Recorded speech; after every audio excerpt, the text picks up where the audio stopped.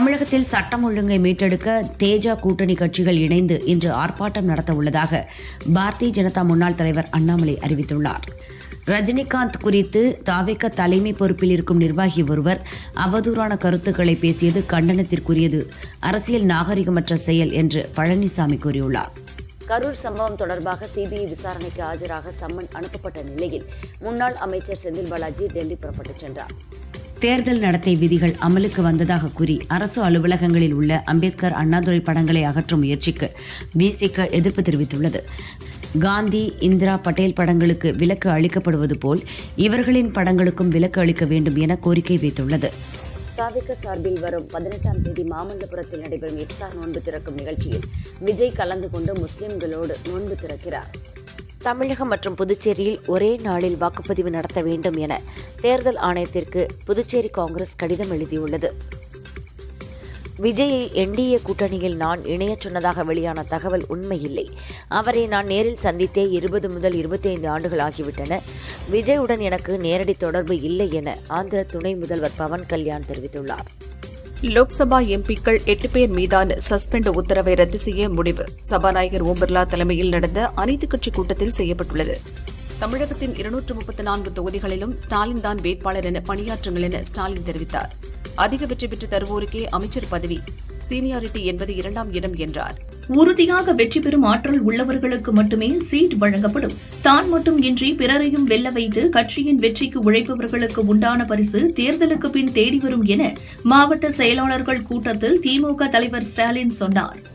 நான் உடல்நிலை சரியில்லாத காரணத்தால் சில நாட்கள் ஓய்வில் இருந்தேன் என துரைமுருகன் தெரிவித்தார். திமுக வெற்றி வாய்ப்பு பிரகாசமாக உள்ளது என்றார். எரிபொருள் தட்டுப்பாடு என வதந்திகளை பரப்பி மக்களை பயமுறுத்தி குளிர்காய நினைக்கும் ஸ்டாலின், ராகுல் தலைமையிலான மக்கள் விரோத கூட்டணி அரசியலை முறியடிப்போம் என தமிழக பாரதிய ஜனதா தெரிவித்துள்ளது. மறைந்த தலைவர்களின் சிலைகளை மூடக்கூடாது என விதி உள்ளது. எனவே எம்ஜிஆர், ஜெயலலிதா சிலைகளை மூடக்கூடாது என அதிமுக முன்னாள் அமைச்சர் ஜெயக்குமார் கூறியுள்ளார்.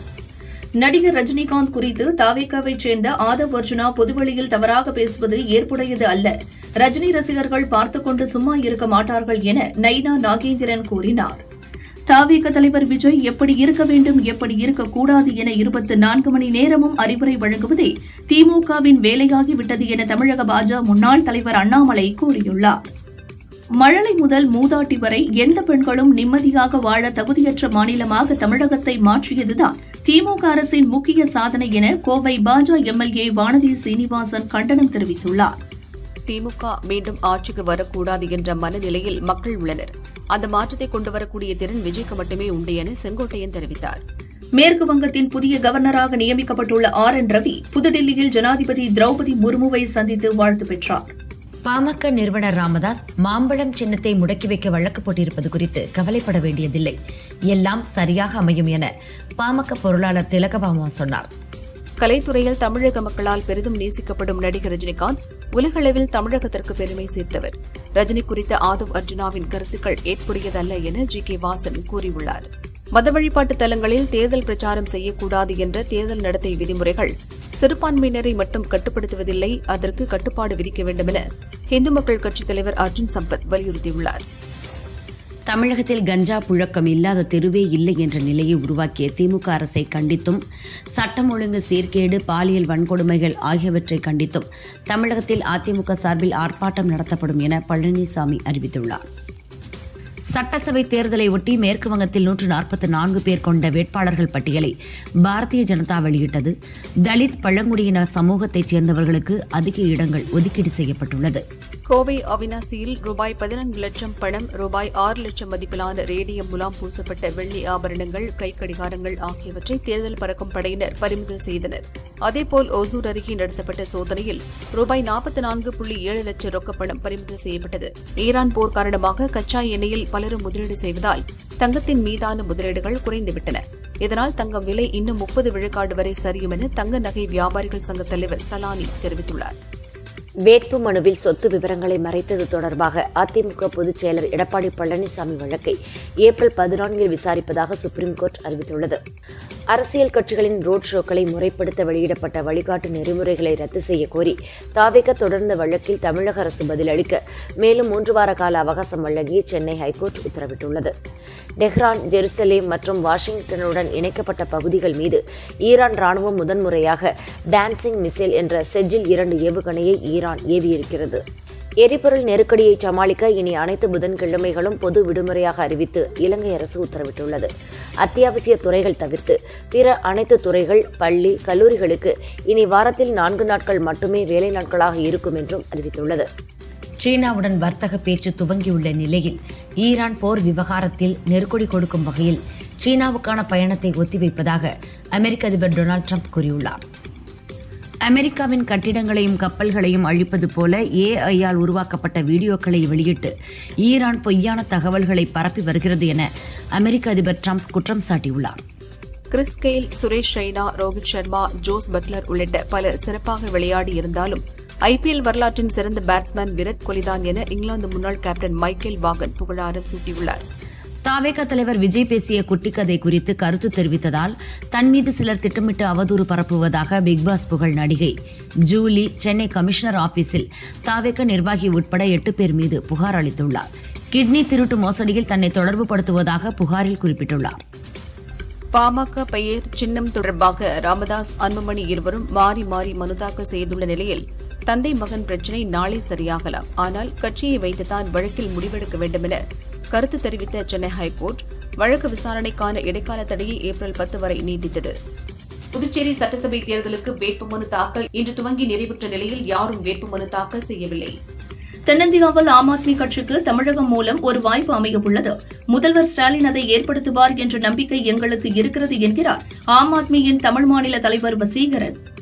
ஜூன் 11ஆம் தேதி தொடங்கும் உலகக்கோப்பை கால்பந்து போட்டியில் ஈரான் பங்கேற்க வேண்டாம் என அமெரிக்க அதிபர் ட்ரம்ப் எச்சரித்த நிலையில் போட்டியில் ஈரான் பங்கேற்கும் என ஆசிய கால்பந்து கூட்டமைப்பு திட்டவட்டமாக தெரிவித்துள்ளது. யார் எந்த தொகுதியில் போட்டியிட வேண்டும் என்பதை கட்சிதான் முடிவு செய்யும். கட்சி என்ன சொல்கிறதோ அதைதான் செய்ய வேண்டும் என பாஜகவை சேர்ந்த குஷ்பு கூறினார். திமுகவுக்கு இது கடைசி தேர்தல் என்றார். சென்னையில் பட்டினப்பாக்கம் இல்லத்தில் மூத்த நிர்வாகிகளுடன் விஜய் 2ஆம் கட்ட வேட்பாளர் நேர்காணல் தொடர்பாக ஆலோசனை நடத்தினார். மேலும் 25 நாட்கள் பரப்புரை குறித்தும் ஆலோசனை நடத்தினார். நேபாள பஸ் விபத்தில் பலியான தமிழர்களின் உடலை சொந்த ஊர் கொண்டுவர நடவடிக்கை எடுக்கப்பட்டு வருவதாக மத்திய இணையமைச்சர் எல் முருகன் சொன்னார். கரூர் மாவட்ட எஸ்பி பாரபட்சமாக நடப்பதாக அண்ணாமலை குற்றம் சாட்டியிருந்த நிலையில் 4 மாவட்ட எஸ்பிக்களை பணியிட மாற்றம் செய்து தேர்தல் ஆணையம் உத்தரவிட்டுள்ளது. அதன்படி கரூர், நாகை, ஈரோடு, விருதுநகர் எஸ்பிக்கள் மாற்றம் செய்யப்பட்டுள்ளனர். அதிமுக தலைமையை ஏற்று விஜய் கூட்டணிக்கு வந்தால் விஜய்க்கு லாபம், இல்லையென்றால் நஷ்டம் என ஜெயக்குமார் தெரிவித்தார். விஜயுடன் யாரும் பேச்சுவார்த்தை நடத்தவில்லை என்பதை பழனிசாமி தெளிவாக தெரிவித்துவிட்டார் என தமிழக பாஜக முன்னாள் தலைவர் அண்ணாமலை தெரிவித்தார். பழனிசாமிதான் முதல்வர் வேட்பாளர், எனவே அவரது கருத்துதான் இறுதியானது என்றார். பாரதிய ஜனதாவுடன் யார் சென்றாலும் அவர்களுக்கு தோல்விதான். பாரதிய ஜனதாவுடன் கூட்டணி வைத்ததால் தான் 2001 திமுக தோற்றது. விஜய்க்கும் இதே நிலைதான் என என்டிஏ கூட்டணிக்கு விஜய் சென்றால் திமுகவுக்கு பாதிப்பா என்ற கேள்விக்கு திமுக செய்தி தொடர்பாளர் TKS இளங்கோவன் கூறினார். தேர்தல் பிரச்சாரத்தின் போது தனிநபர் விமர்சனத்தை தவிர்க்க வேண்டும் என கடந்த தேர்தல்களில் வாக்குகள் குறைவாக பெற்ற வாக்குச்சாவடிகளில் கூடுதல் கவனம் செலுத்த வேண்டும் என திமுக மாவட்ட செயலாளர்கள் கூட்டத்தில் முதல்வர் ஸ்டாலின் அறிவுறுத்தியுள்ளார். வருகிற 36 நாட்களும் கண் துஞ்சாது அயராது உழைத்து வகுப்புவாத பாஜகவை திமுக கூட்டணி மூலம் தமிழகத்தில் நுழைய விடாமல் தடுக்கின்ற மகத்தான களப்பணியில் ஓய்வறியாமல் உழைக்க காங்கிரஸ் கட்சியினரை அன்போடு அழைக்கிறேன் என செல்வ பெருந்தகை தெரிவித்தார். கஞ்சா விற்பனையில் ஈடுபடுபவர்கள் மீது போலீசார் கடுமையான நடவடிக்கை எடுக்காமல் இருப்பது பொதுமக்களுக்கு செய்யும் துரோகம் என தமிழக பாஜக முன்னாள் தலைவர் அண்ணாமலை குற்றம் சாட்டியுள்ளார். பொதுமக்களிடமும் தொண்டர்களிடமும் தொடர்ந்து குழப்பத்தை விளைவிப்பதற்காகவே கூட்டணி தொடர்பான ஆதாரமற்ற செய்திகள் திமுகவினரால் பரப்பப்படுகின்றன. வதந்திகளை பகிர வேண்டாம், வாய்மையை வெல்லும் என தவிக நிர்வாகி நிர்மல்குமார் கூறியுள்ளார். பாஜக அதிமுக கூட்டணியில் விஜய் இணைந்தால் விஜய்க்கு மக்கள் ஆதரவு இருக்காது என மார்க்சிஸ்ட் கம்யூனிஸ்ட் மாநில செயலாளர் சண்முகம் கூறினார். T20 உலகக்கோப்பை கிரிக்கெட் தொடரில் இந்திய அணியில் இடம்பெற்றிருந்த தமிழக வீரர்களுக்கு ஸ்டாலின் வாழ்த்து தெரிவித்தார். வருண் சக்கரவர்த்தி, வாஷிங்டன் சுந்தரை தனது இல்லத்திற்கு அழைத்து பாராட்டினார். ஸ்டாலினுக்கு கிரிக்கெட் வீரர்கள் இந்திய அணி ஜெர்சியை வழங்கினர். தமிழகத்தில் பெண்களுக்கும் குழந்தைகளுக்கும் எதிரான குற்றங்கள் முன் எப்போதும் இல்லாத அளவுக்கு அதிகரித்துள்ளன. தமிழக மக்கள் பாதுகாப்பின்மையை உணர்கிறார்கள். ரவுடிகளின் புகலிடமாக கூலிப்படைகளின் ராஜ்யம் நடக்கும் இடமாக தமிழகம் மாற்றப்பட்டிருக்கிறது என பழனிசாமி தெரிவித்துள்ளார். 5 மாநிலங்களில் மொத்தம் 2,18,807 வாக்குச்சாவடிகள் அமைக்கப்படும். தமிழகத்தில் 75,032 வாக்குச்சாவடிகள் அமைக்கப்படும் என தலைமை தேர்தல் கமிஷனர் ஞானேஷ்குமார் தெரிவித்தார். தேஜ கூட்டணியில் தாவேக்காவை சேர்க்க மத்திய அரசின் அமைப்புகளை பயன்படுத்தி மிரட்டுவதாக எதிர்க்கட்சிகள் கூறுவது உண்மையல்ல என பொன் ராதாகிருஷ்ணன் தெரிவித்தார். பாஜக எந்த நெருக்கடியும் கொடுக்கவில்லை என்றார். சேலம் கோரிமேட்டில் 66 வயது மூதாட்டியை 2 பேர் கஞ்சா போதையில் பாலியல் தாக்குதலுக்கு உள்ளாக்கியிருக்கின்றனர். திமுக ஆட்சியில் தமிழகம் முழுவதும் கஞ்சா புழக்கம் பெருகியுள்ளது. இது காவல்துறைக்கு தெரியவில்லை என்பதை ஏற்க முடியாது என அண்ணாமலை கூறியுள்ளார். பாஜக, அதிமுக அல்லது சசிகலா, ராமதாஸ் உள்ளிட்டோரை தாவேக்காவுடன் தொடர்புபடுத்தி கூட்டணி பேச்சுவார்த்தைகள் நடத்தப்படுவதாக கூறப்படும் தகவல்கள் முற்றிலும் உண்மைக்கு புறம்பானவை என நிர்மல்குமார் கூறியுள்ளார். விஜயின் வாக்கு சதவீதம் இதுவரை 15 முதல் 16% கடக்கவில்லை. கூட்டணி சேராமல் இந்த தேர்தலில் அவர் தனித்து போட்டியிட்டால் எதையும் வெல்ல முடியாது என சி ஓட்டர் நிறுவனர் யஷ்வந்த் தேஷ்முக் கூறியுள்ளார். திமுக ஆட்சியில் பல்லு முளைக்காத குழந்தை முதல் பல்லு போன மூதாட்டி வரை யாருக்கும் எந்தவிதமான பாதுகாப்பும் இல்லை என நடிகை விந்தியா தெரிவித்தார். இப்படிப்பட்ட சூழ்நிலையில் தமிழகத்தில் பெண்கள் பாதுகாப்பாக உள்ளதாக ஸ்டாலின் சொல்கிறார் என்றார். கோவை சம்பவம் தமிழகத்தில் மட்டுமல்ல, இந்தியாவின் பல்வேறு மாநிலங்களிலும் நடைபெறுகின்றன என காங்கிரஸ் மூத்த தலைவர் திருநாவுக்கரசு தெரிவித்தார். இப்படியான சம்பவங்கள் கண்டிக்கத்தக்கவை. காவல்துறை விரைவாக நடவடிக்கை எடுக்க வேண்டும் என்றார். தமிழக வெற்றிக் கழகத்தை குறித்து போலி செய்திகளை பரப்பும் போலி ஊடகங்கள் தானாகவே ஜோஷியம் பார்ப்பதை நிறுத்துங்கள். சட்டம் ஒழுங்கு சீரழிவை திசை திருப்ப இப்படி பொய் செய்தி பரப்புவது முற்றிலும் தவறு என்று தலைமை கூறியுள்ளது. உரிய ஆவணம் இருந்தால் பணம் பறிமுதல் செய்யப்படாது, பொதுமக்களுக்கு தொந்தரவு ஏற்படாது என தமிழக தலைமை தேர்தல் அதிகாரி அர்ச்சனா பட்நாயக் தெரிவித்தார். கரூர் வழக்கு விசாரணைக்கு தமிழகத்தில் உள்ள சிபிஐ அலுவலகத்தில் ஆஜராக அனுமதி வழங்குமாறு விஜய் தரப்பில் கோரிக்கை விடுக்கப்பட்டுள்ளது. தேர்தல் காலம் என்பதால் அடிக்கடி டெல்லி வந்து செல்வதில் சிரமம் இருக்கிறது என்றார். சட்டசபை தேர்தல் தேதி அறிவிக்கப்பட்டுள்ள நிலையில் சென்னை அறிவாலயத்தில் திமுக மாவட்ட செயலாளர்களுடன் முதல்வர் ஸ்டாலின் ஆலோசனை நடத்தினார். தேர்தல் களப்பணி குறித்தும் பிரச்சார வியூகங்கள் குறித்தும் விவாதிக்கப்பட்டது. விஜய் முதல்வராக வர வேண்டும் என்ற நோக்கத்துடன் தான் அனைத்தையும் விட்டு அரசியலுக்கு வந்துள்ளார் என செங்கோட்டையன் தெரிவித்தார். துணை முதல்வர் என்ற பேச்சுக்கே இடமில்லை என்றார். போதையில்லா தமிழகத்தை உருவாக்குவோம் என மேடையில் உறுதிமொழி எடுத்த முதல்வர் ஸ்டாலினின் அவல ஆட்சியில் பெட்டிக்கடைகளில் கூட போதைப் பொருட்கள் சரளமாக கிடைக்கின்றன என நயினார் நாகேந்திரன் கூறியுள்ளார்.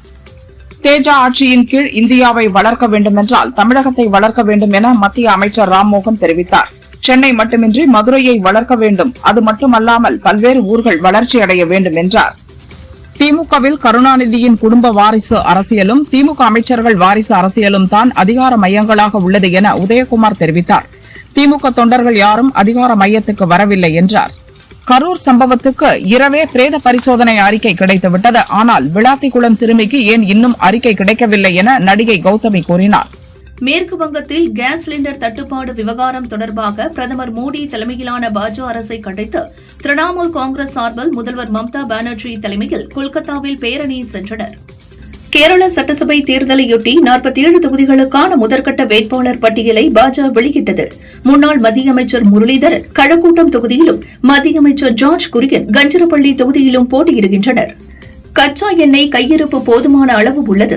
அனைத்து சுத்திகரிப்பு நிலையங்களிலும் உச்சபட்ச திறனுடன் செயல்பட்டு வருகின்றன. பெட்ரோல் பங்குகள் வழக்கம் போல் செயல்படுகின்றன என மத்திய அரசு தெரிவித்துள்ளது. ஈரான் இஸ்ரேல் போருக்கு மத்தியில் ஆர்மூஸ் ஜலசந்தியை வெற்றிகரமாக கடந்த ஷிவாலிக் எல்பிஜி கப்பல் குஜராத்தின் முந்த்ரா துறைமுகத்தை அடைந்தது. தேர்தல் தேதி அறிவிக்கப்பட்ட நிலையில் மேற்குவங்க DGP Piyush Pandey, Kolkata police commissioner சுப்ரதீம் Sarkar உட்பட அதிகாரிகளை தேர்தல் கமிஷன் மாற்றியுள்ளது. புதிய டிஜிபியாக சித்நாத் குப்தா, கொல்கத்தா போலீஸ் கமிஷனராக அஜய்குமார் ஆகியோர் நியமிக்கப்பட்டுள்ளனர். பல நாடுகளின் கப்பல்கள் ஹார்மோஸ் ஜலசந்தியில் சிக்கித் தவிக்கும் அதே வேளையில் ஈரானுடனான இந்தியாவின் நேரடி உறவு நமது கப்பல்கள் ஹார்மோஸ் ஜலசந்தி வழியாக பாதுகாப்பாக பயணிக்க உதவியதாக ஜெய்சங்கர் கூறினார். புதுச்சேரி, அசாம், கேரளம் ஆகிய மாநிலங்களில் ஏப்ரல் 9ஆம் தேதி வாக்குப்பதிவு நடைபெறுகிறது. இதற்கான வேட்புமனு தாக்கல் இன்று தொடங்கியுள்ளது. ஒடிசாவின் கட்டாக் நகரில் உள்ள அரசு மருத்துவக் கல்லூரி மருத்துவமனையில் அதிகாலை நேரத்தில் ஏற்பட்ட பயங்கர தீ விபத்தில் சிகிச்சை பெற்று வந்த 10 பேர் உடல் கருகி பலியானார்கள். சட்டசபை மற்றும் பார்லிமெண்ட் உறுப்பினர்கள் தங்கள் தொகுதி மேம்பாட்டு நிதியிலிருந்து புதிதாக நிதியை விடுவிக்கக்கூடாது என இந்திய தேர்தல் ஆணையம் அறிவுறுத்தியுள்ளது. தேர்தல் தேதி அறிவிப்புக்கு முன்பு பணிகள் தொடங்கி இருந்தால் அந்த பணிகளை தொடர்ந்து மேற்கொள்ளலாம் என கூறியுள்ளது. மேற்கு வங்கத்தில் தலைமை செயலாளர் மற்றும் உள்துறை செயலாளர் மாற்றப்பட்டுள்ளனர். புதிய தலைமை செயலாளராக துஷ்யந்த் நாரியாலும் உள்துறை செயலாளராக சங்கமித்ரா கோஷையும் தேர்தல் ஆணையம் நியமித்துள்ளது. சட்டசபை தேர்தல் தேதி அறிவிக்கப்பட்ட நிலையில் மேற்குவங்க தலைமைச் செயலாளர் நந்தினி சக்கரவர்த்தி மற்றும் உள்துறை செயலாளர் ஜெகதீஷ் பிரசாத் மீனா ஆகியோரை அந்த பொறுப்பிலிருந்து இந்திய தேர்தல் கமிஷன் நீக்கியது. திருச்சி திருவானைக்காவல் அகிலாண்டேஸ்வரி உடனுரை ஜம்புகேஸ்வரர் கோயிலில் தேய்பிறை பிரதோஷத்தை முன்னிட்டு நந்தி பெருமானுக்கு 12 வகை வாசனை திரவியங்களால் அபிஷேகம் நடந்தது. காரைக்குடி முத்துமாரியம்மன் கோயில் மாசி பங்குனி விழாவில் நரிக்குறவர்கள் அலகு குத்தி தீச்சட்டி பால்குடம் எடுத்து வந்து நேர்த்திக்கடன் செலுத்தினர்.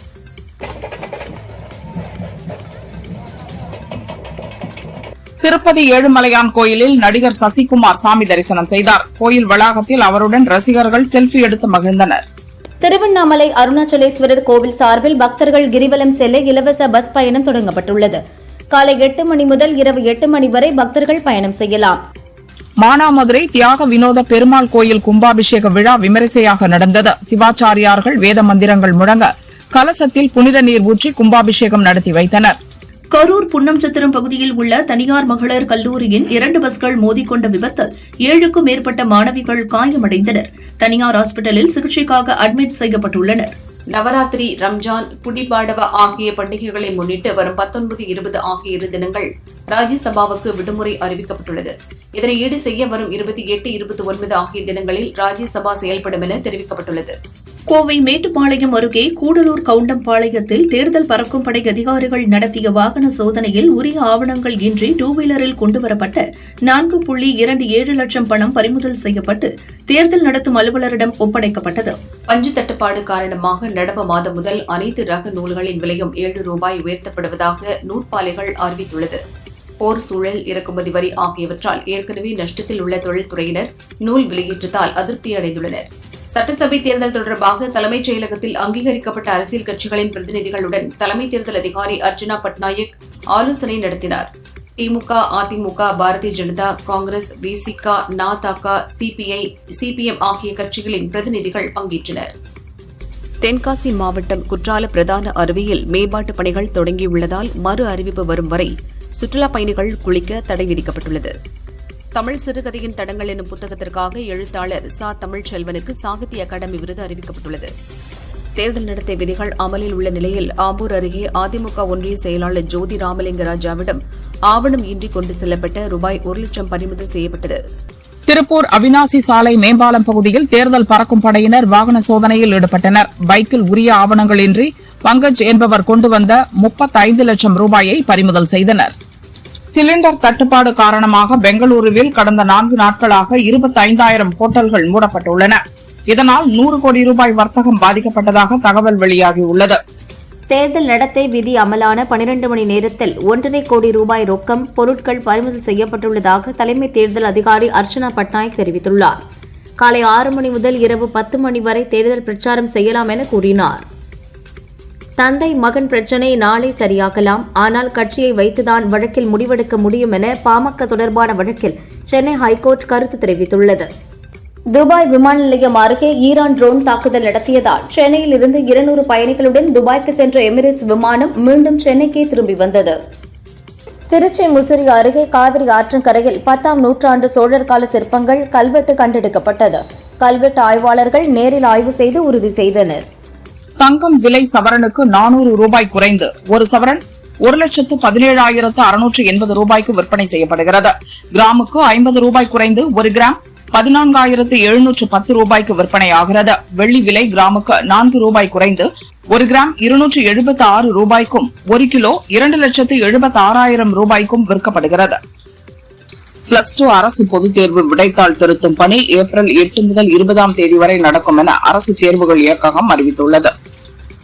தமிழகத்தில் மொத்தம் உள்ள 77 சுங்கச்சாவடிகளில் 66இல் ஏப்ரல் 1ஆம் தேதி முதல் கட்டணங்களை மாற்றியமைக்க தேசிய நெடுஞ்சாலை ஆணையம் முடிவு செய்துள்ளது. மற்ற சுங்கச்சாவடிகளுக்கான கட்டண உயர்வு செப்டம்பர் மாதம் அமல்படுத்தப்படும். ஊட்டி அரசு மருத்துவக் கல்லூரி மருத்துவமனையில் டாக்டராக பணியாற்றி வரும் ஓம் பிரகாஷ் 4ஆம் ஆண்டு மருத்துவ மாணவிக்கு பாலியல் தொல்லை கொடுத்தார். அவரை போலீசார் போக்சோ சட்டத்தின் கீழ் கைது செய்தனர். விளாத்திக்குளம் மாணவி கொலை வழக்கில் 5 பேரிடம் DNA சோதனை நடத்தப்பட்டுள்ளதாக போலீசார் தெரிவித்தனர். இதனிடையே இளைஞர் ஒருவரிடம் விசாரணை நடத்தப்படுகிறது. கேரள மாநிலம் திருவிதாங்கூர் கவுடியார் அரண்மனையில் 2 கோடி ரூபாய் மதிப்பிலான பழங்கால தங்க நகைகள், நவரத்தினங்கள் கொள்ளையடிக்கப்பட்டுள்ளது. திருவனந்தபுரம் பேரூர் கடை போலீசார் விசாரிக்கின்றனர். சென்னை மாதவரத்தில் ரவுடி தொப்பை கணேஷ் என்கவுண்டரில் சுட்டுக் கொல்லப்பட்டார். 25 லட்சம் ரூபாய் மற்றும் 15 சவரன் நகை கொள்ளை வழக்கில் கைதான கணேஷ் போலீசாரை தாக்கிவிட்டு தப்ப முயன்றதால் என்கவுண்டர் செய்யப்பட்டதாக போலீசார் விளக்கம் அளித்துள்ளனர். ரஷ்யாவின் 5ஆம் தலைமுறை அதிநவீன போர் விமானமான Su-57 விமானங்களை இந்தியாவிற்கு விற்பனை செய்ய ரஷ்யா முன்வந்துள்ளது. 2 இருக்கைகள் கொண்ட இந்த வகை விமானங்கள் அமெரிக்காவின் F-35 விமானங்களுக்கு இணையானவை என கூறப்படுகிறது.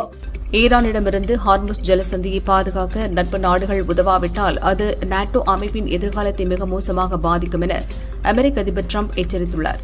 உதவ முன்வராத நாடுகளை நான் நினைவில் வைத்துக் கொள்வேன் என்றும் மிரட்டியுள்ளார்.